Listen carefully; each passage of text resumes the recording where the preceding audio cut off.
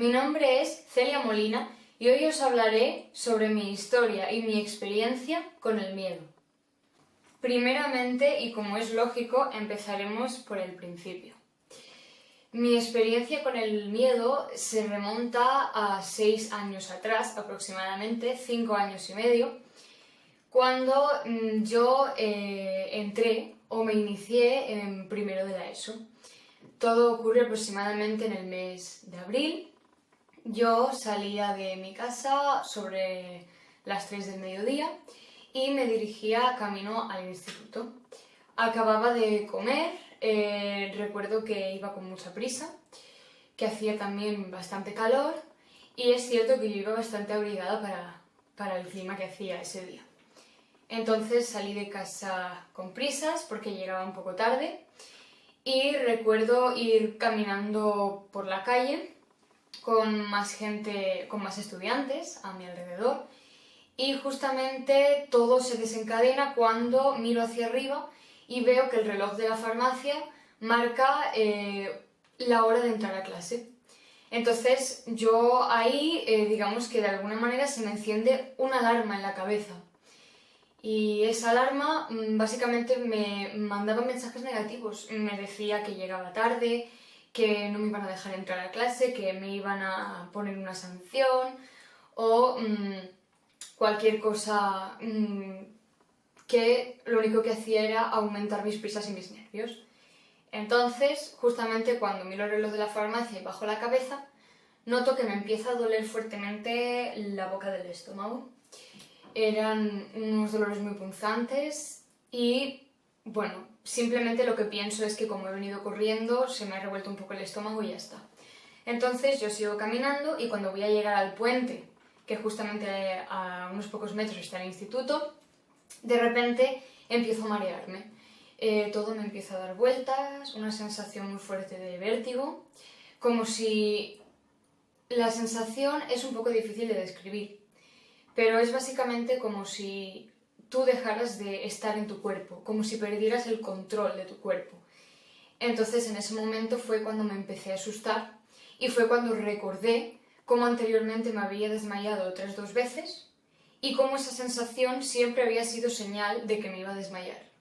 Cabe aclarar que las otras 2 veces me había desmayado por otro tipo de causas. Todavía no tenía este trastorno.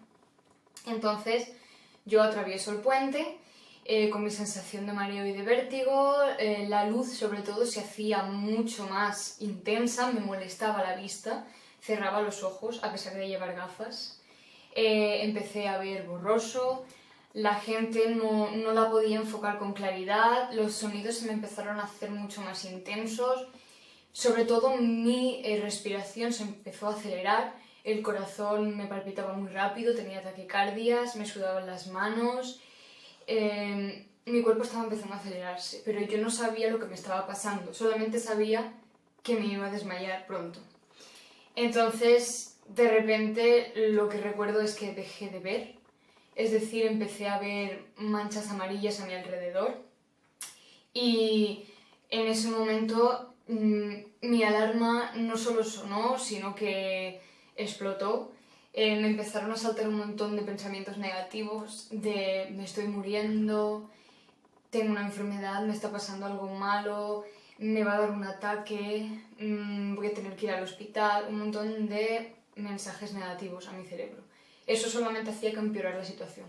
Entonces yo justamente cuando acabo de atravesar el puente, lo siguiente que recuerdo es que estaba perdiendo la vista y que estaba empezando también a perder el sentido del oído. Estaba dejando de escuchar. Lo escuchaba todo muy lejano, no escuchaba con claridad y sobre todo recuerdo el sentimiento permanente de la luz, de que me molestaba muchísimo la luz y de que estaba muy mareada. Entonces yo por la calle me iba chocando con las personas, con las farolas, con los bancos, me iba chocando con todo porque estaba desorientada y estaba dejando de ver y prácticamente de escuchar. Entonces en ese momento mi mente lo que pensó fue: tienes que llegar cuanto antes a la puerta del instituto y pedir ayuda en cuanto llegues, pero por lo menos no te desmayes aquí en medio de la calle porque vas a montar un escándalo, la gente te va a ver va a ser un show, básicamente. Entonces llega al instituto y ahí ya vemos lo que pasa. Entonces yo, como pude, porque ya estaba dejando de notarme las piernas, me estaban hormigueando las manos y los brazos, estaba perdiendo estabilidad, llego corriendo al instituto y toco el hombro a la primera persona que reconozco, como pude, que fue para ese entonces una de mis mejores amigas, que es Silvia, también en la actualidad. Y entonces en ese momento le dije, oye, que me estoy mareando, que necesito ayuda. Entonces al principio su reacción fue no creerme. Se pensaba que yo estaba de broma y se pensaba que le estaba mintiendo. Entonces yo le dije, oye, que no, que necesito ayuda. Entonces en ese momento fue cuando se giró, me miró y vio que estaba muy blanca, vio que hacía muy mala cara y que estaba perdiendo el equilibrio. Entonces ya ahí entró rápido al instituto, llamó a una profesora y me ayudaron. Entonces la ayuda básicamente fue darme una bolsa de papel en la que yo tenía que respirar porque estaba hiperventilando, para intentar volver a coger el ritmo normal de respiración. Entonces me tomaron en un banco con las piernas para arriba porque la sangre me estaba dejando llegar al cerebro y estaba perdiendo la consciencia. No llegué a perderla porque avisé a tiempo, pero en el momento en el que dejas de escuchar, en el momento en el que dejas de ver, es señal de que la pérdida de consciencia es cuestión de minutos o incluso de segundos, depende de los síntomas. Entonces, en ese momento recuerdo cómo no me sentía las piernas, pies y manos estaban fríos, me hormigueaban los brazos, como si tuviera hormigas corriéndome por las venas. También no veía, no veía bien, veía súper borroso a pesar de llevar gafas. La luz me molestaba mucho de las ventanas, me dolía mucho el estómago, el corazón me iba muy rápido, estaba sudando, estaba en un estado de ansiedad, estaba en un estado de miedo.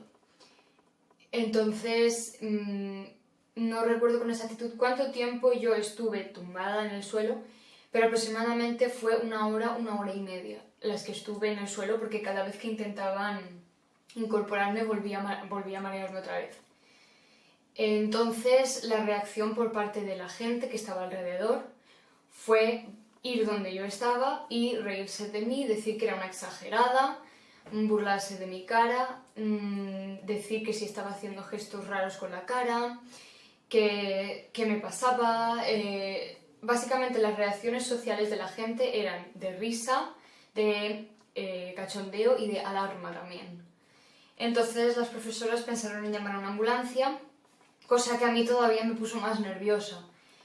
Y al final, y por suerte, todo se solucionó, me dieron un poco de chocolate, algo que llevara azúcar, porque también te baja el nivel de glucosa en sangre, y en ese momento ya me recuperé. Durante esos días yo intenté seguir con mi vida normal, se me presentaron muchísimas dificultades, me costaba mucho estar en clase, ya no podía ir a comprarme ropa con tranquilidad. Yo realmente no comprendía qué me estaba pasando y todo, cuando yo empecé a tomar conciencia de lo que estaba sucediendo en mí, fue un día que quedé con una amiga en el centro de mi ciudad y mi padre me llevó en coche y entonces yo me bajé en el centro porque habíamos quedado allí. Cuando yo estaba caminando,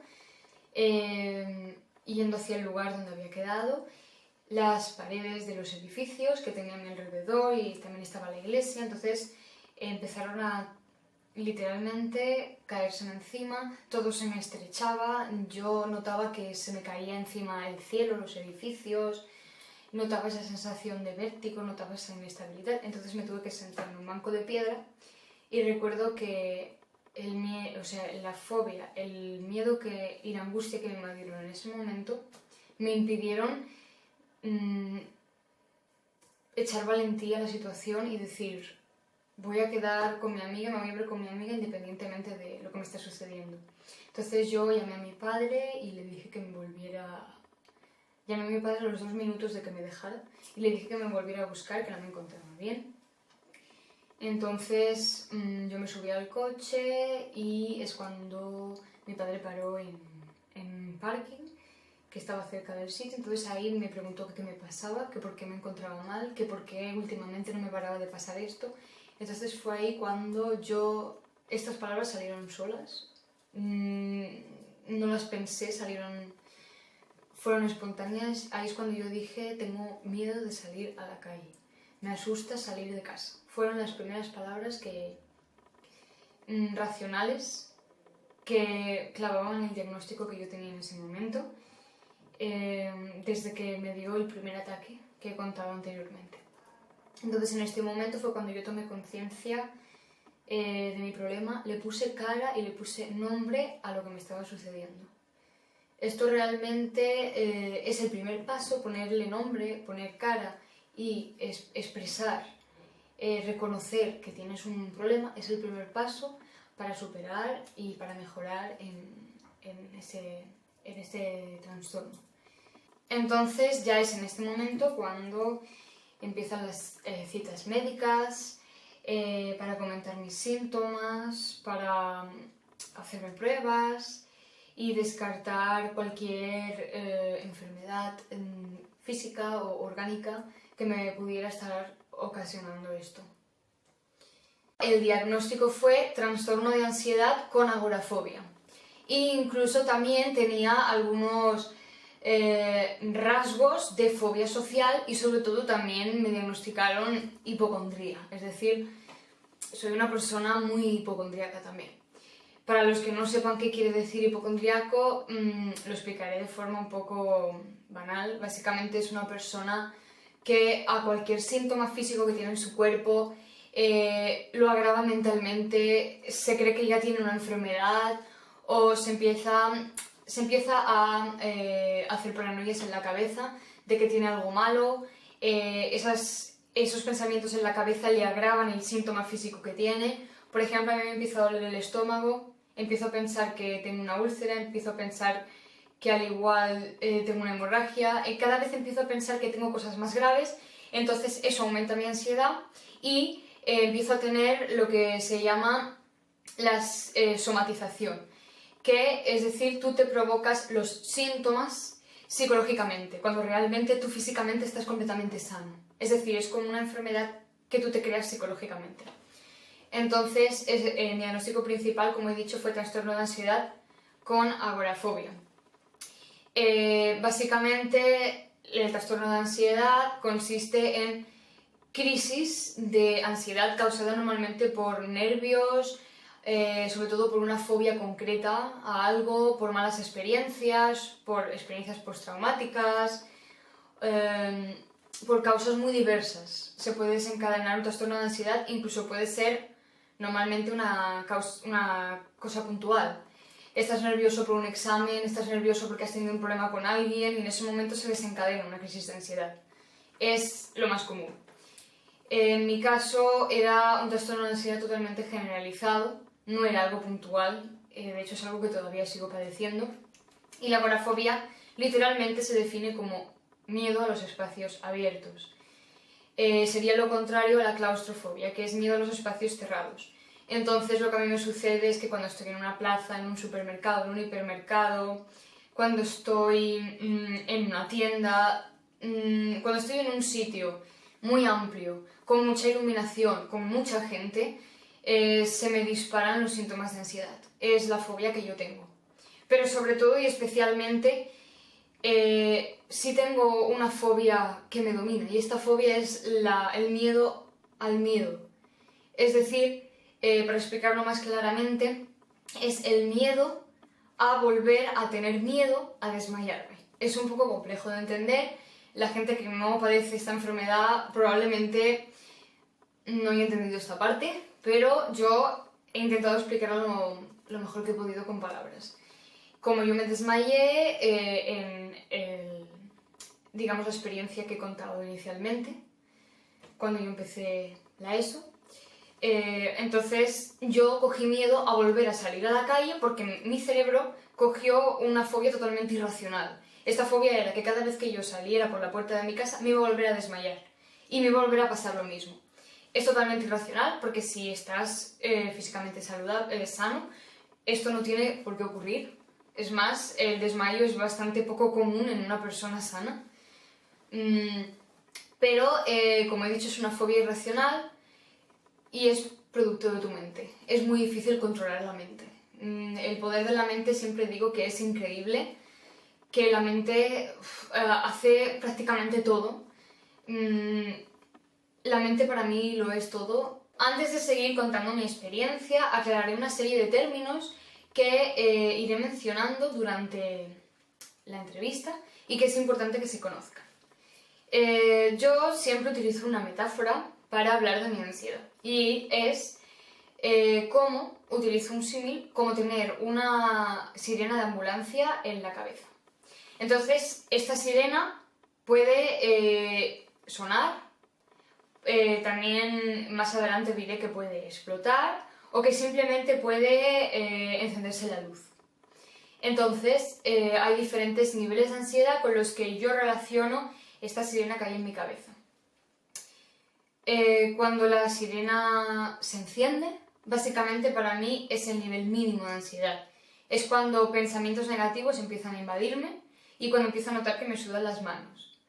Pero normalmente no suele pasar de ahí. Cuando la sirena suena, es un nivel medio de ansiedad. Es cuando se me acelera la respiración, empiezan los mareos y la inestabilidad, y es cuando empiezo a caer en el círculo vicioso de pensamientos negativos. Cuando la sirena explota, directamente es el nivel más elevado y más peligroso de ansiedad, en el que me puedo desmayar, puedo perder el equilibrio y puedo caerme, puedo empezar a hiperventilar, tengo taquicardias y empiezo a notar debilidad y hormigueo tanto en brazos como en piernas. Estos son los conceptos más o menos que iré mencionando y que veo necesario que hay que aclarar. Ahora ha llegado la parte de la entrevista que quizás para mí es más importante, que es cómo este trastorno afecta a mi vida diaria. Mi vida diaria se ha visto enormemente afectada por este trastorno. No podía salir de casa, no podía ir a comprar, no podía sacar a pasear a mis perros, incluso hay veces que no podía ni fregar los platos porque cada vez que me levantaba me mareaba, no podía quedar con mis amigos, ni ir a comer a un restaurante, ni ir a cenar, ni ir al cine, en verano no podía ir a la piscina, no podía hacer las cosas que una persona normal haría. Y evidentemente mi vida diaria me afecta a la hora de ir a clase muchísimo. En clase muchas veces no puedo prestar atención, me empiezan a entrar síntomas muy fuertes de ansiedad, no me puedo concentrar. Si el profesor me pregunta, me desoriento, no puedo ubicarme correctamente. A veces tengo dificultades para mantenerme sentada en la silla de clase, tengo que salir. En fin, cuando entro a un supermercado, al igual tengo que salir a los 2 minutos, porque es cuando peor lo paso, cuando entro a un supermercado o a una tienda. Y sobre todo también se pasa mal porque cuando tú notas que te está empezando a sonar la alarma del pánico en tu cabeza, cuando el miedo está empezando a tomar el control de tu cuerpo, literalmente tú pierdes el control de tu cuerpo físico. Entonces, das rienda suelta al miedo. Y esto lo que provoca es que a veces hagas gestos raros con la cara, que te toques mucho los brazos, que me quite la chaqueta y me la vuelva a poner en repetidas ocasiones, o que si estoy en una tienda vaya tocando los productos, vaya cogiendo cosas y las vaya dejando en el sitio, o que vaya paseando a veces en círculos. Es una serie de actitudes que si una persona las ve desde fuera son muy extrañas, y hay gente que me ha llegado a mirar pues, de forma muy rara, y yo reconozco que puede parecer que en ese momento pues esté loca o no sé, tenga algún tipo de enfermedad que me haga hacer esas cosas, pero realmente es todo producto de la ansiedad. Entonces se pasa vergüenza, claro, porque no controlas, tu cuerpo reacciona de forma independiente a lo que tu cerebro en situaciones normales, en una situación de calma haría, Incluso a veces he llegado a, si estaba con mis padres, he llegado a cogerlos así muy fuerte de la camisa y a tirarles para que me sacaran. Pierdes el control y en ese momento no actúas tú, en ese momento actúa el miedo. Y cuando dejas de actuar al miedo, dejas de ser tú mismo y haces cosas que no se te pasaría por la cabeza hacer estando en una situación normal, en una situación de tranquilidad.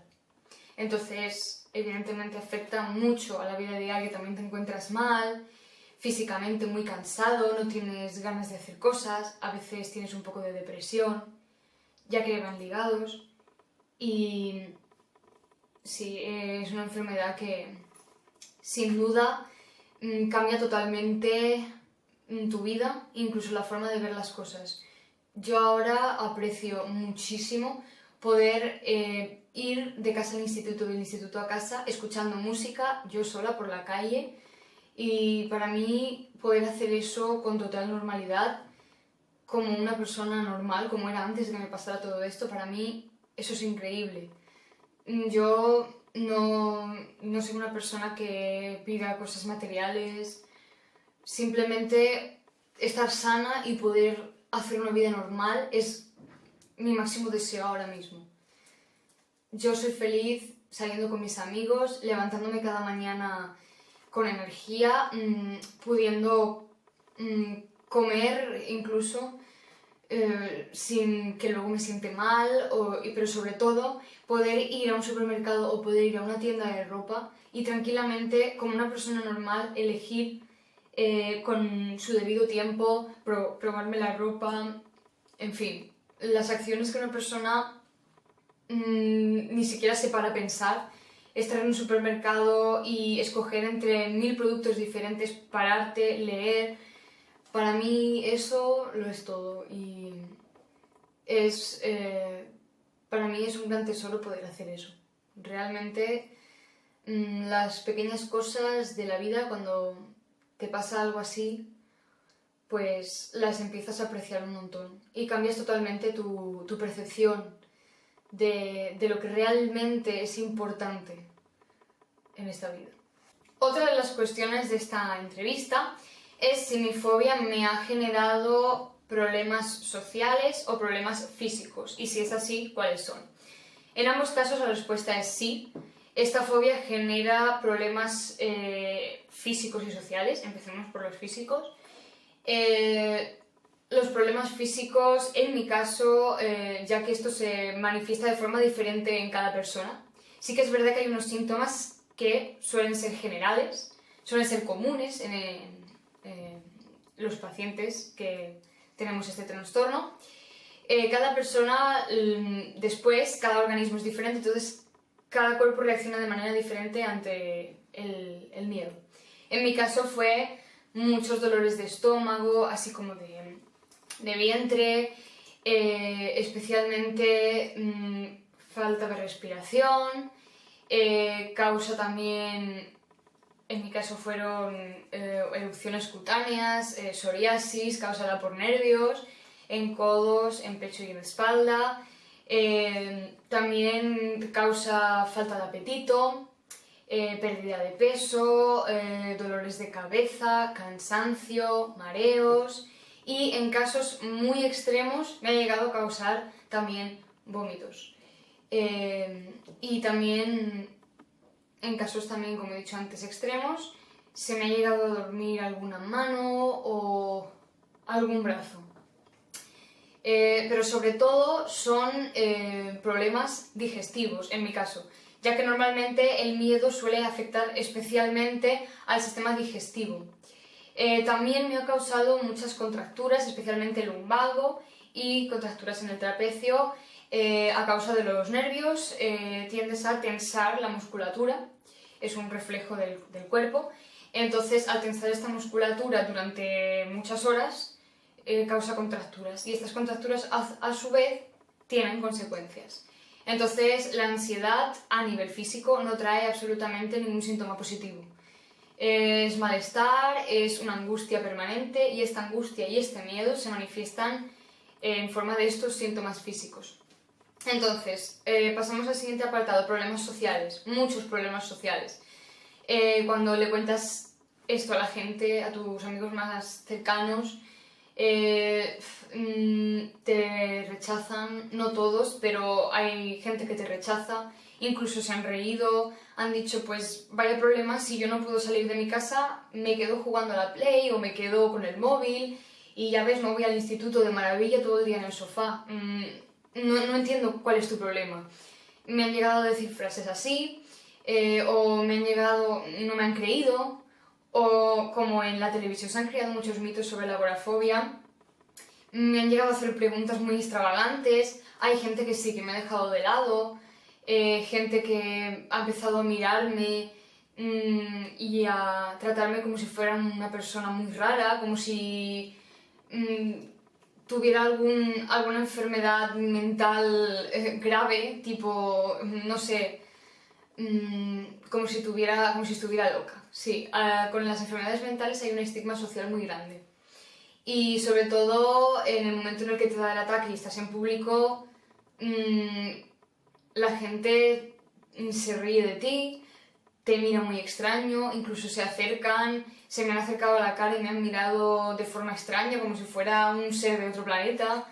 Sí, hay mucho rechazo social cuando cuentas esto. Por otro lado, también hay gente que lo comprende perfectamente y que te apoya y que te pregunta cómo estás, que te ayuda, y eso siempre es de enorme agradecer. De hecho, es la actitud correcta ante una persona que sufre este trastorno. Pero en general las enfermedades mentales tienen muchas controversias y también tienen muchos mitos. Una de las preguntas de esta entrevista es si hay alguien conmigo a mi lado en el momento en el que me estoy empezando a encontrar mal o me está dando una crisis de ansiedad o me ha empezado a sonar la alarma, ¿cómo esa persona puede ayudarme o si puede ayudarme? Vale, es evidente que sí, que esa persona me puede ayudar. Es más, en mi caso, la agorafobia y la ansiedad aumentaban cuando yo iba sola. Cuando yo iba sola por la calle, si iba sola, no sé, a comprar o iba sola a pasear a los perros. Cualquiera de las actividades diarias normales que yo hiciera sola me causaban más ansiedad que no si estaba acompañada de mis padres, de mis amigos o de cualquier otra persona de confianza. Entonces, sí, es la respuesta, me puede ayudar esta persona. ¿Cómo puede ayudarme? Pues básicamente en el momento en el que me vea que estoy empezando a actuar de forma extraña, que es lo que la gente exterior ve, o que yo le pido, que le aviso de que no me encuentro bien, me ayude a retirarme a un sitio aislado y me distraiga. Sobre todo pido que esta persona me distraiga, es decir, me hable de un programa de televisión, me hable de, no sé, de un tema científico o me hable de cualquier otra cosa para no focalizarme en la rueda, en el círculo vicioso de pensamientos negativos que suceden en mi cabeza en ese momento. Entonces, es lo máximo que esta persona puede hacer. Como mucho, si la cosa empeora, puede coger el teléfono y llamar a alguien para que venga a recogerme y me lleve de nuevo a casa, o como mucho puede ayudarme a seguir el ritmo de la respiración. Pero es evidente que es lo máximo que esta persona puede hacer, distraerme y ayudarme a llevar el ritmo normal de respiración. Sí que es cierto, y esto es muy importante, cuando tienes este tipo de trastornos, no puedes depositar toda tu confianza, no puedes depender de una persona o de varias personas. Es decir, por tener miedo, porque tu ansiedad se agrave al ir solo, no quiere decir que hayas de ir siempre acompañado y que sea mejor ir acompañado, al revés. Has de aprender a ir tú solo y a retomar tu vida personal, a ser autónomo de nuevo.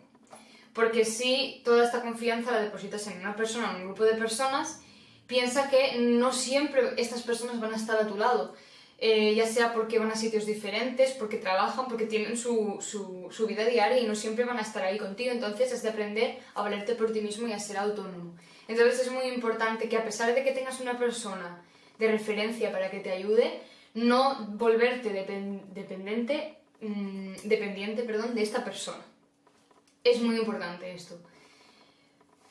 Entonces, todos estos síntomas descritos es básicamente lo que yo siento cuando me ocurre una crisis. Y si esto se puede controlar, sí, evidentemente una crisis de ansiedad se puede controlar, quizá no al 100%, pero se pueden minimizar los síntomas con técnicas de respiración, técnicas de relajación, audios. Personalmente yo llevo audios en mi móvil. Si hay veces que me pasa esto y veo que me puedo concentrar en el audio, lo escucho, sigo las pautas. Y sobre todo cuando estás en un sitio con gente, retirarte a un sitio aislado, quedarte allí el tiempo que necesites, y cuando ya te sientas con fuerzas, volver otra vez al sitio. Sobre todo en el caso de la agorafobia, se producen situaciones de evitación.